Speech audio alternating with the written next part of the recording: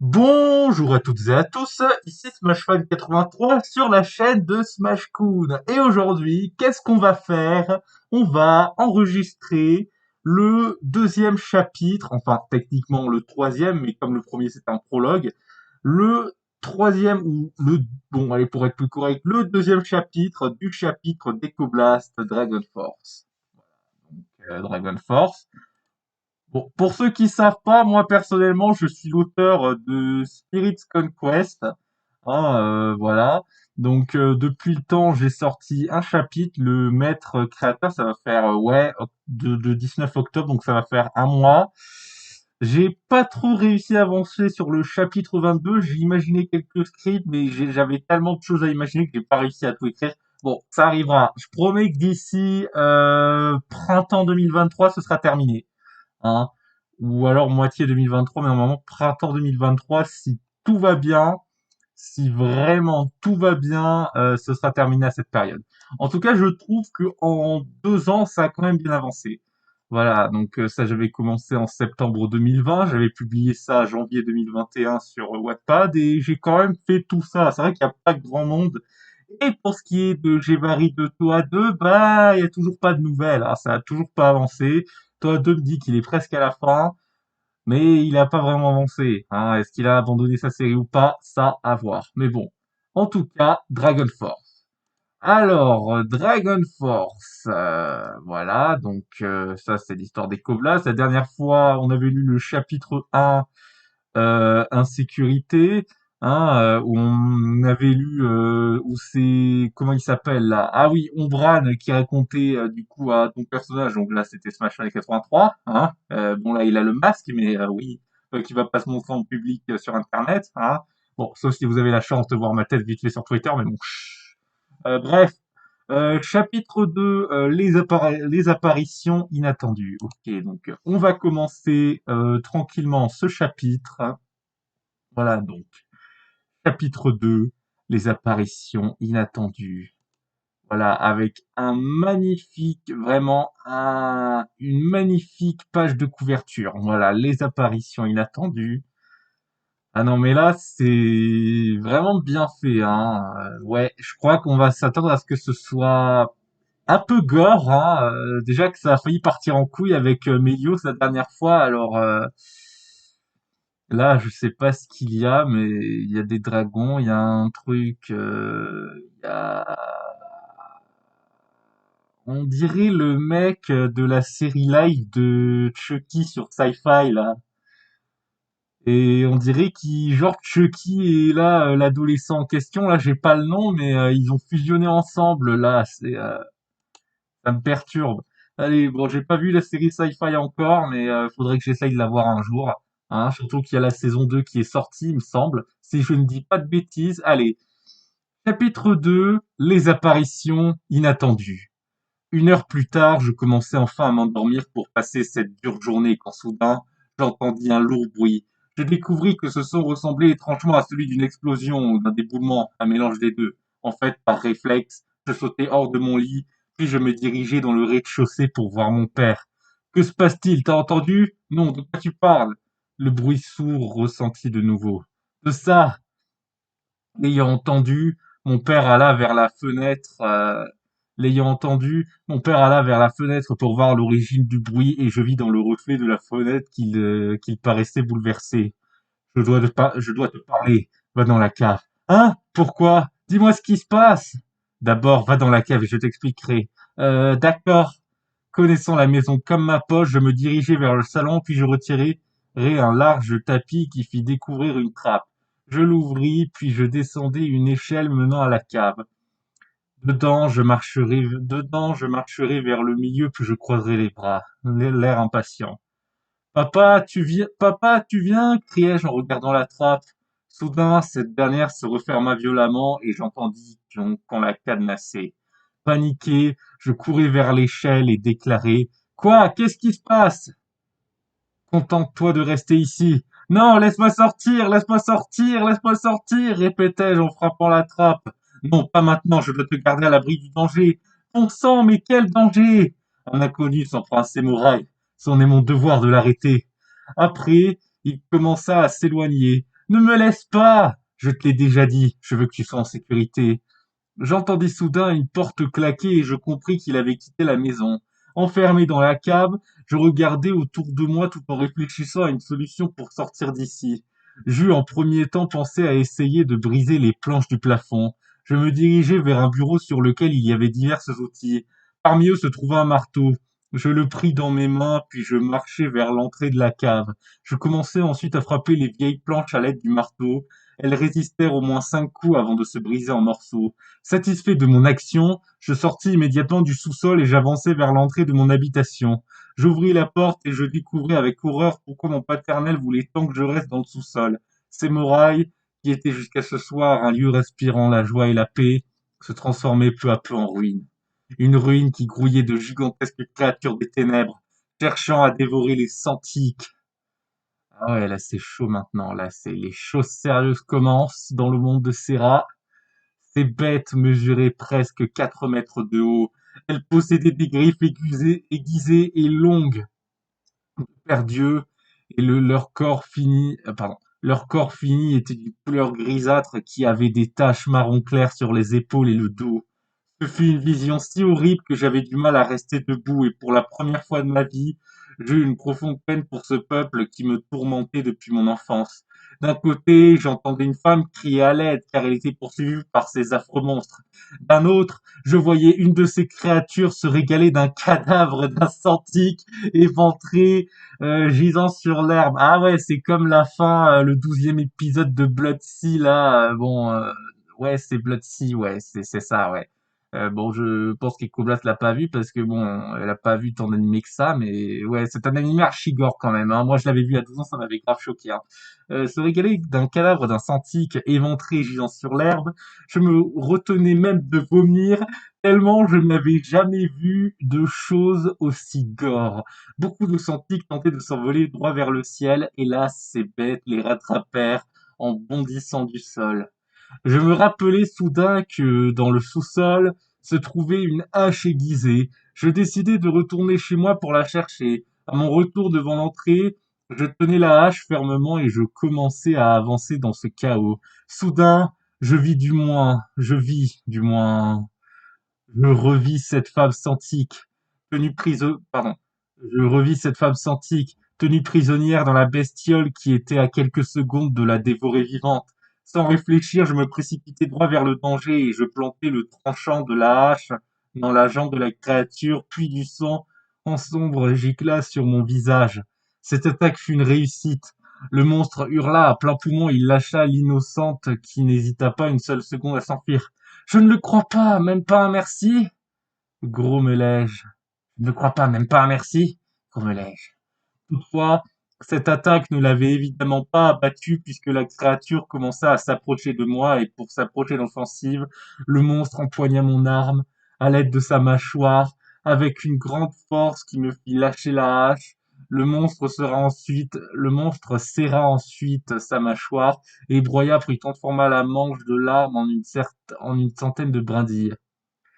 Désarmé, je commençai à reculer lentement, totalement intimidé par la créature. Soudain, lorsque le monstre s'approchait de moi pour me massacrer, il s'arrêta net, puis émit un petit gémissement de douleur, et son corps s'écroula par terre.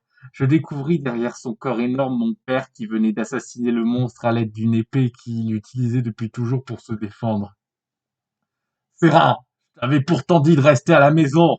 Désolé, papa, mais c'était plus fort que moi, répliquai-je en dégageant un petit rire gêné. Bon, reste ici. Pas encore. Il ne me répondit plus, puis me tourna le dos pour se diriger vers le centre de ses murailles.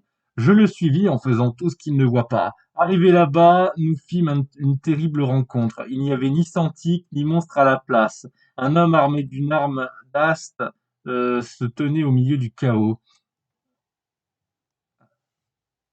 Ah non, je croyais qu'il y avait mon chat qui grattait à la porte, excusez-moi. Alors, un homme blessé, ok.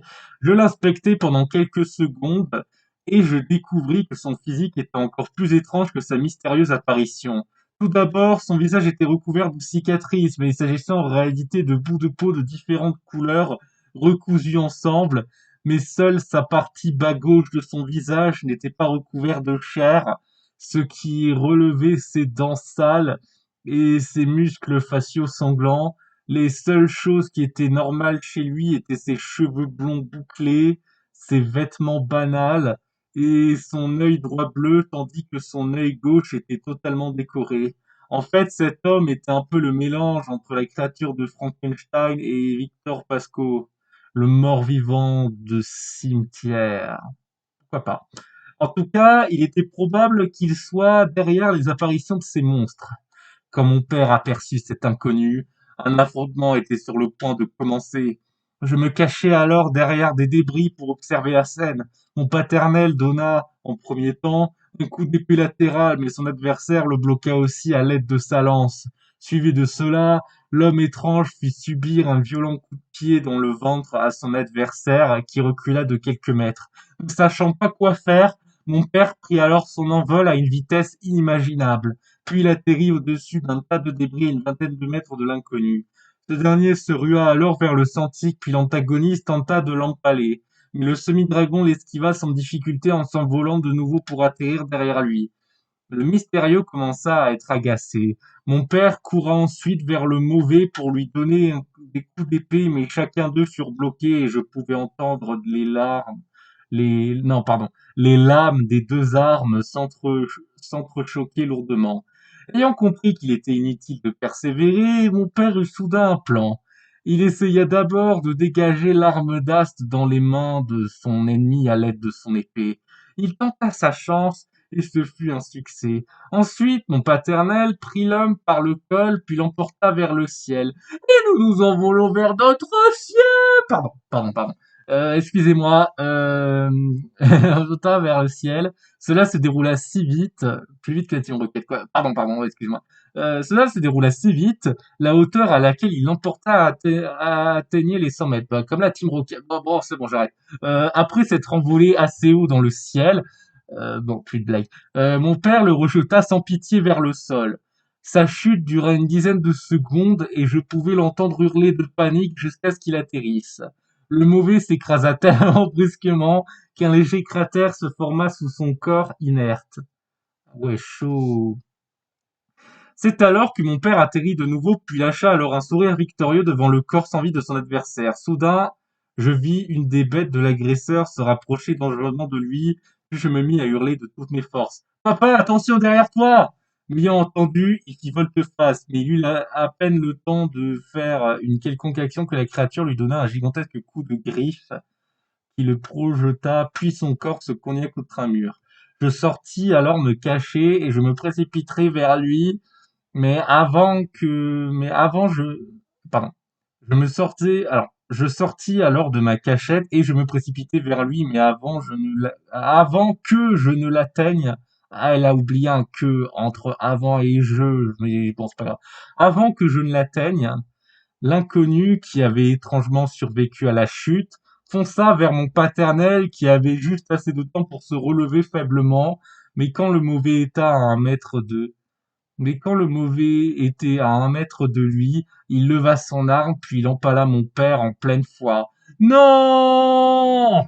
De toutes les atrocités que je pouvais imaginer, celui-ci fut la pire. Le visage de mon parent devenu ensuite tordu par la douleur, mais l'ennemi resta silencieux et calme. Quand l'arme d'Ast quitta le corps de mon père, il bascula en arrière. Mais j'étais venu à temps pour le recueillir et amortir sa chute, malgré que je sois dévasté comme je ne l'ai jamais été. Je tentai de retenir mes larmes, mais c'était plus fort que moi. Après cela, mon père toussa des gouttelettes de sang avant de me dire: «Oh, mon garçon, tu es finalement venu. Que tu es têtu», lâcha-t-il avec un sourire au coin des lèvres. Malgré mon échec, il avait quand même l'air heureux du fait que j'eus tenté de venir à son secours. L'espèce de cadavre en décomposition continua de nous observer, comme s'il admirait son œuvre. En même temps, il dégageait un air de pitié. Mais je suis sus, genre Among Us, hein? Ah, je suis sûr. Ah oui, bon bah tant pis, je suis sûr, il manque l'accent circonflexe et un R, mais bon, c'est pas grave. Bon, les petites erreurs comme ça arrive. Ça te casse un peu le scénario, mais ça arrive. En soi, le scénario est sympa. Mais je suis sûr que c'était ironique. Je l'ignorais pour le moment. Non, non, non, non, ne pars pas! Serra, je ne serai jamais très loin de toi, puisque je ne suis pas quoi. Ah! Je ne suis. Ah oui, je ne suis. Ah oui, je vois, c'est conjugué au passé machin là. Ouais, bon, j'ai oublié un peu mon français de l'époque, même si j'ai une bonne orthographe quasiment, mais je sus que c'était. Ah, mais je sus que c'était ironique. Ah oui, mais c'était dans ce sens-là, j'avais mal compris. Mais en même temps, j'ai tellement peu l'habitude de voir du français corrigé comme ça que. Mais bon, c'est bon. Excuse-moi, Ecoblast, tu peux laisser tel quel. Hein, je suis désolé, mais ouais. Bon, c'était une erreur de compréhension. Voilà, allez, c'est parti. Puisque je ne suis pas quoi répondre, je me mis à élancer le corps de mon père dans mes bras. Je crois que j'ai une idée. Ensuite, il fit un geste improbable. Je ne compris pas pourquoi, mais il posa sa main sur mon front. Quelques secondes passèrent, puis brusquement, quelque chose d'inexplicable se produisit. Plus étrange que cela puisse paraître, je ressentis une sorte de puissance entre mon crâne. J'eus d'abord l'impression d'être plus fort qu'avant. Cette sensation se suivit d'une légère migraine et ma tête tourna, mais ça ne dura que quelques instants. Waouh, c'était bizarre. Avant de lâcher son dernier souffle, mon paternel me prononça: «Sois fort», puis il s'éteignit à jamais. Confus, ok, pardon. Confus de ces paroles, je jetai d'un coup d'œil vers l'être ignoble. Ce dernier protesta soudain: «Le père n'est qu'un faible, alors le fils doit être autant». «Répète un peu pour voir, espèce d'ordure!» menaçai-je, accroupi, tenant toujours le corps inanimé de mon paternel.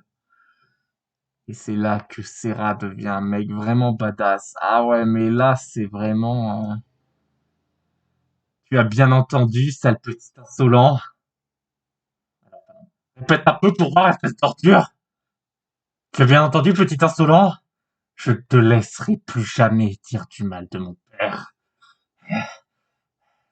L'épée de ce dernier se trouvait toujours dans sa main droite, donc je la récupérerai instinctivement, puis je me relevai et enfin je fonçai vers le mauvais en tenant l'épée verticalement. Soudain, il planta son arme d'ast au sol, puis quand j'essayais de le toucher, il me frappa au menton avec une force étonnante, puis je trébuchai sur une pierre avant de tomber non loin du corps de mon père.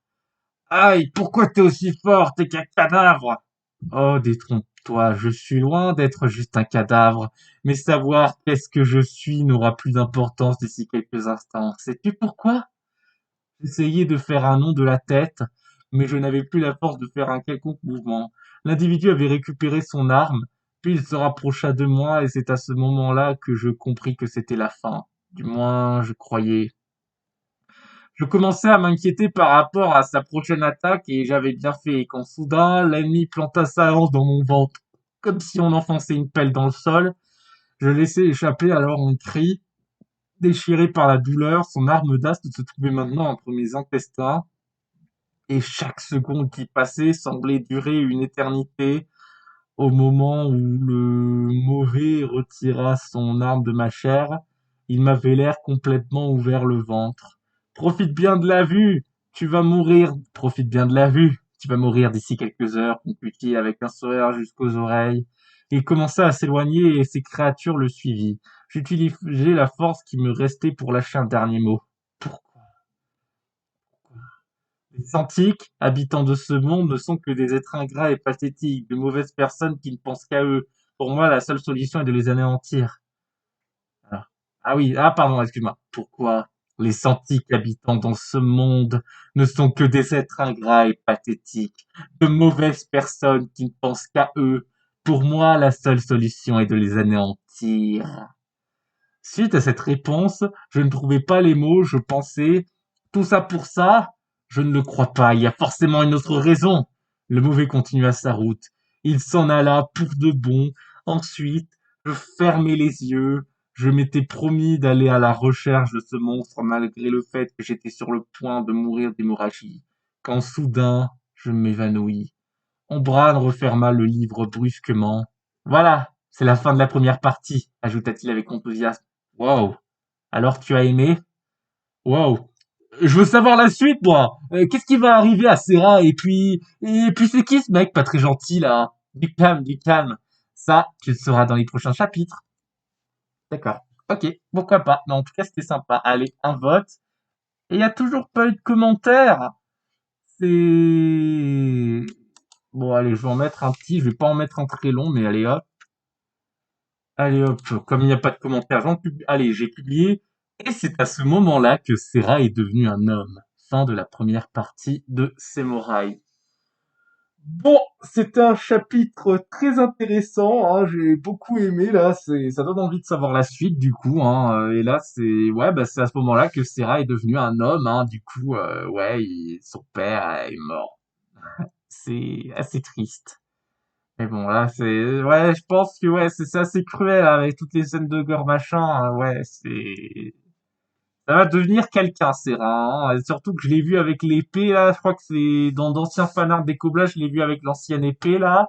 Et ouais, il avait l'air quand même quelque chose, ouais. Donc ça va de la même épée que son père, il me semble. Hein. Après, il doit y avoir d'autres personnages. On doit y avoir Brad qui nous raconte d'histoire, mais il devrait y avoir aussi. Je crois qu'il y a un ange qui s'appelle Arcor. Je crois qu'il y a un autre qui. Après, je sais plus trop les personnages.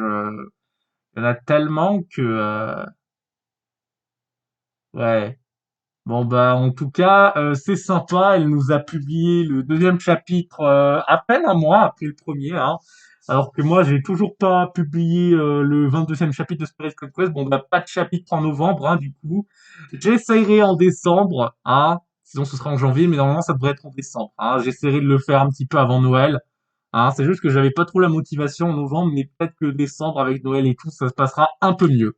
Voilà, c'était Smash Fan 83 sur la chaîne de Smash Kun. Hein. Bon bah dès qu'il y aura de nouveaux chapitres, je ferai les enregistrements. Sur ce, c'était Smash Fan 83 sur la chaîne de Smash Kun. Et à la prochaine pour une nouvelle vidéo. À plus!